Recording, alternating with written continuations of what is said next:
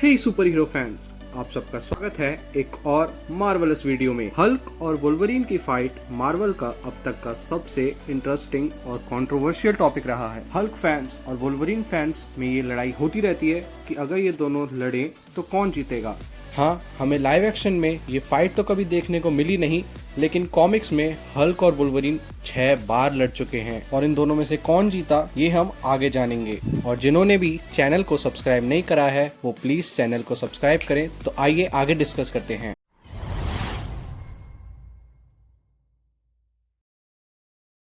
तो पहले बात कर लेते हैं इनकी पावर्स पे। तो वुल्वरीन के पास एडमेंटियम के स्ट्रॉन्ग क्लॉज हैं, उसका हीलिंग फैक्टर बहुत कमाल का है, वो अपने आप को रीजनरेट कर सकता है, उसकी सेंसेस काफी स्ट्रॉन्ग है और एक पॉइंट जो उसे हल्क पर एक अपर हैंड देती है वो है उसकी स्पीड और फुर्ती।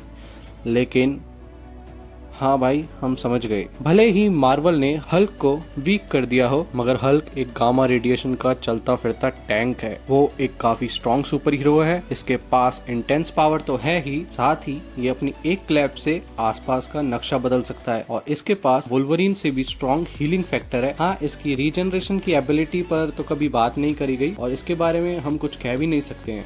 पहली बार हल्क और वुल्वरीन की फाइट 1964 द इनक्रेडिबल हल्क के इशू नंबर 181 में दिखाई गई थी। तो यहाँ पर होता क्या है कि कैनेडियन गवर्नमेंट वुल्वरीन को हल्क को रोकने के लिए भेजती है, जो कि पागल हो चुका था। वुल्वरीन हल्क को एक जंगल में मिलता है जहाँ पर इनमें एक घमासान फाइट होती है। हल्क वुल्वरीन के मुंह पर एक जोरदार स्मैश मारता है और वो 20 फीट दूर जाकर गिरता है। वुल्वरीन जल्दी से अपना हीलिंग फैक्टर यूज करके वापस खड़ा होता है और हल्क के पास पहुंचकर उस पर अपने क्लॉस से हमला कर देता है। वुल्वरीन अपने क्लॉस से हल्क के पूरे मुंह को जख्मी कर देता है, लेकिन हल्क भी अपनी तेज हीलिंग फैक्टर की मदद से वुल्वरीन के अटैक को झेलकर उस पर दोबारा से एक जोरदार स्मैश मारता है। दोनों एक दूसरे को मारते जा रहे थे। वुल्वरीन अपनी स्पीड और क्लॉस का इस्तेमाल कर रहा था और हल्क अपने स्मैशेस का। वो दोनों ही खून में लथपथ हो चुके थे। इतनी भयंकर लड़ाई के बाद कोई भी हार मानने को तैयार नहीं था। वैसे आपको क्या लगता है, कौन जीतेगा? नीचे कमेंट करके बताओ। वैसे वुल्वरीन और हल्क इसी तरह से